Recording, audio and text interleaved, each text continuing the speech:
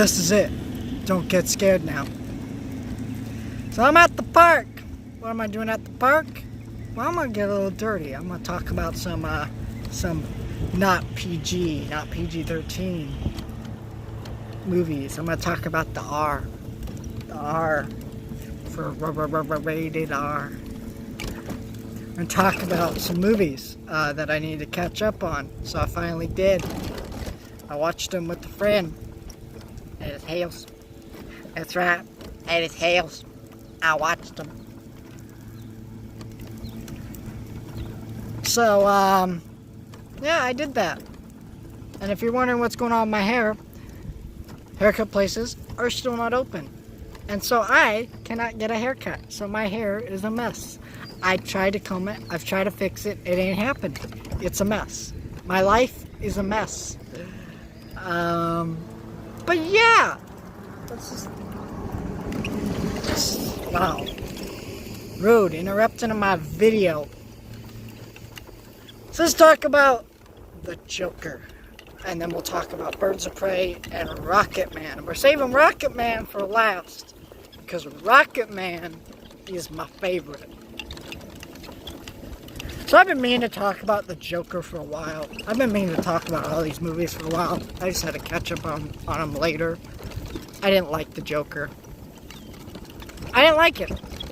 I did not like it that much. I love Martin Scorsese movies. I love them. And yes, I'm sorry about the shaking the camera. I'm going over some bumps here. So let's settle it down. Steady the horse. Steady the horse.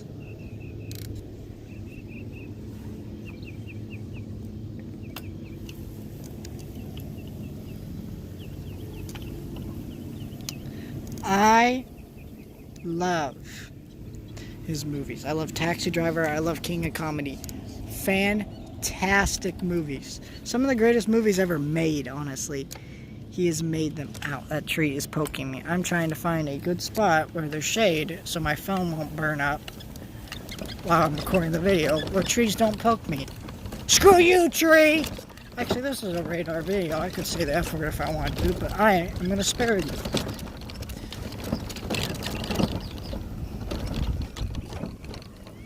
But I love his movies. He's a fantastic director, one of the greatest directors ever. But I did not like this movie because it just kind of felt like a lesser version of that, but with the Joker. I'm not going to say this movie's bad. Joaquin Phoenix, fantastic performance, one of the greatest performances I've ever seen. And the way he does the laugh, where he gives the character this laughing disorder, and that people in real life have, where he can't help when he laughs uncontrollably, is phenomenal. It's actually haunting. It's creepy. It's memorizing. But I did not care for the movie, though, because, one, it felt messy. The subplot about his mom maybe being Thomas Wayne's dad, I can say that right, because it's been out for a while. If you wanted to see the movie by now, you would have seen it. Highest grossing radar movie. So, I didn't... It was just in the middle of the movie. It interrupted the movie. It led to nothing. It was like, why is this here? I think the cinematography is amazing. Phenomenal. I also think the score is pretty good, but I have to say pretty good. I think it's just alright to an extent. Like, it's great in the movie, but when you listen to it outside the movie, it doesn't work. And in my mind, a great score you should be able to listen to outside of the movie and inside the movie, and it still should be able to impact you, make you feel something. Like John Williams scores and things like that, Hans Zimmer scores, usually do that for me. This did not, and I think that's a problem here. But I don't want to say this movie's bad. It felt like a lesser version of that. What it's actually saying is not that deep like some people were saying. Like, come on. Here's the thing. Did you know mentally ill and disabled people get treated like crap in society? Did you know that? Wow, that's such a deep theme. Wow, I didn't know that about society. Yeah, it's the most obvious, blatant stuff that, like, a kid my age would think is deep. Actually, I would say like younger than that, like a 12-year-old or 13-year-old would think is deep. Okay? They would think that's deep. Did you know that the rich people get treated better than the poor people in society? What? I know, I'm just shocking you right now. Exactly. This movie is not that good. It just, what it's saying isn't all that impactful. It doesn't mean much. It's kind of boring to an extent. How Joker is mistreated in society, some of it works, some of it doesn't, like the opening shot of the movie. Just people beating him up with a sign, Joker title, right there.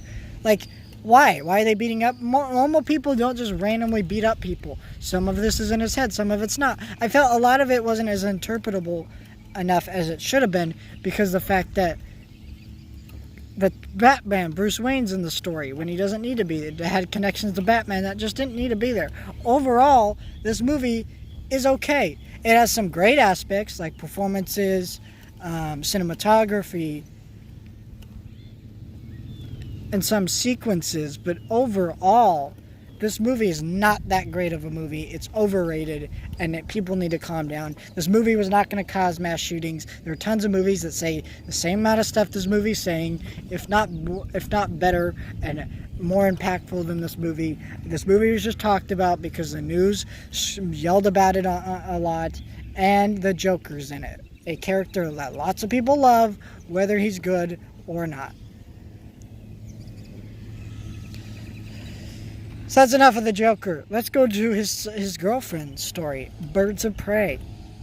I didn't like this one either. This movie flopped hard when it came out. I can see why.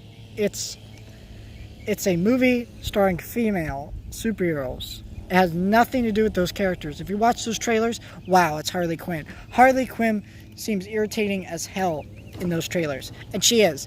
I do not like Margot Robbie as this character.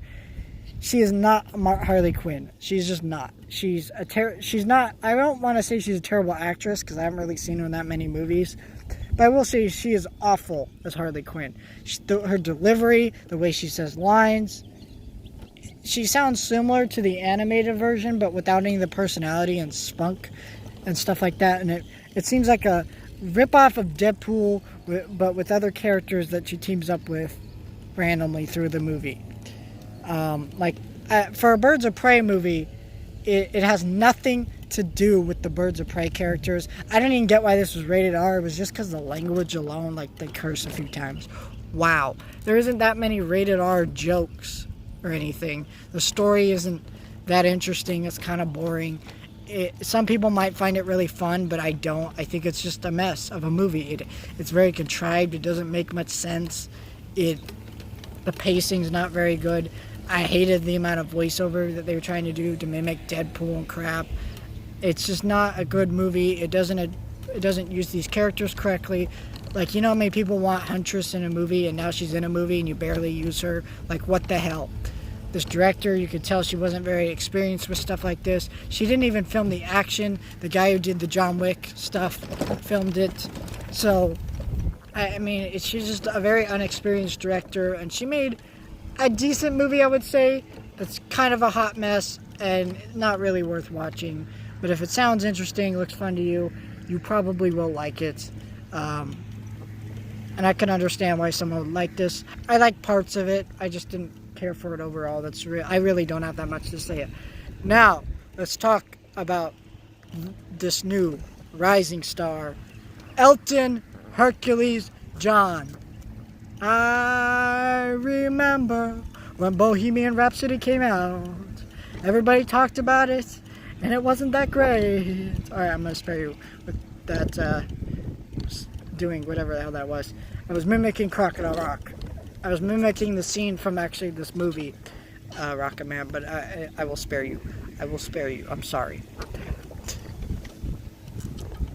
Bohemian Rhapsody, I don't care for. I've mentioned that many times. It's entertaining, but like, why would you not just watch a documentary? It gives you all the same information, and it doesn't have the fun of playing all their greatest hits and stuff. Well, guess what? If you want to listen to their greatest hits, just go do that. Just go listen to their greatest hits. There's no reason for it. I don't really care for musical biopics for the most part. There's a couple I like. This one and A Hard Day's Night. Why do I love this movie over Bohemian Rhapsody then, you might ask? It's because it's fantastic. It's just phenomenal. I'm going to explain the many reasons why. First off, like I said, when you look at the Bohemian Rhapsody soundtrack, it's just their greatest hits. There's no difference in the movie. It's just a bunch of them playing their greatest hits. There's nothing interesting about it. There's nothing new about it. If it's the greatest hits that you've heard since the 70s, since the 80s, they've been around forever. But with this movie, it's different. For example, I Want Love is a song about Elton John wanting parental love. It's a song that was originally created about romantic love, but it's used in a different way. They changed the lyrics, they used the sequence, and it's a musical. This film was not advertised well. This film was not advertised as a musical. It was advertised if it was like Bohemian Rhapsody, but it's nothing like Bohemian Rhapsody. It is a musical, number one. It is a biopic, yes, but it's not. It's a much better biopic. The cinematography is more interesting. They use the music a lot better, and it's not just the same songs you've already heard like a bazillion times. They use songs in different contexts and different meanings. Goodbye Yellow Brick Road is paced differently. It sounds differently than it would if you were to just listen to the original version of the song. It's a very different version, but yet it's just as good as the original version, if not a little bit better, at least in the context of the movie it is. It's a fantastic, and Taron Egerton gives a fantastic performance. Wish he had won as Elton John, but they released this movie in May next to Godzilla and Endgame and Detective Pikachu. I don't get why they didn't release it in November during award season like they did with Bohemian Rhapsody. Would have done a lot better, would have fared a lot better, much better movie than Bohemian Rhapsody, but still probably wouldn't have done the same numbers because Elton John's I guess not as loved by people today as much as Queen is, though Elton John is getting more and more popular as time goes on. He's always been a pretty popular artist, but he's not that, but just with like kids of the day, kids my age is what I'm talking about. But it is phenomenal. I recommend it. If you like Elton John's music, you will love this movie. It has a lot to say about Elton John and his career. It's smart how this movie is about Elton John and his coming out of rehab, which was a thing that really did happen in his life, and he goes over his life story. It's a very fictionalized version, but it's okay because he's telling the story. And also, it's a musical, so things are obviously going to be different when you're watching a musical. If you're going to watch a normal movie, it'd be very different. It's paced very different, and it's a very fantastical, kind of almost dreamlike experience of a movie, but I cannot sing this praises of this movie enough. One of my favorite films ever created. I love this movie. I love the original song that Elton John did for this movie, I'm Gonna Love Me Again. Don't know if it should have won Best Original Song at the Oscars and stuff like that, but it's still a really pretty good song for what it is. I really loved this movie. Wish I had gotten to see it in the theater and talk about it, but there were private reasons why I did not get to go do that. Pretty great movie, though. If you love Rocket Man, let me know, because we can be best friends if you do.